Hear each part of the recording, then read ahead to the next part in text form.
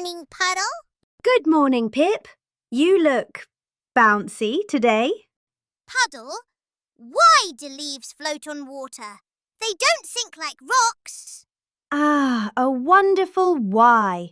Let's explore the pond and find out. Look, it's floating. Hello, floaty leaf. Whoa, the rocks sink. That's because some things are light and spread out, and some things are heavy and packed tight.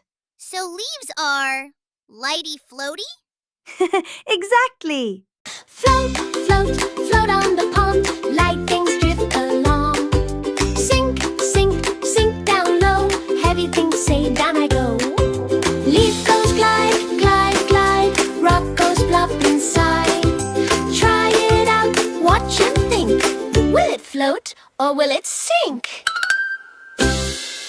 You can try this too at home. A bowl of water and safe objects. Just remember, ask a grown-up first. Science starts with looking and asking why. So leaves float because they're light and spread out. You've got it, Pip. Thanks, Puddle. Tomorrow I have another why. I'll be right here. Float or sink, let's stop and think. Light things float, heavy things sink.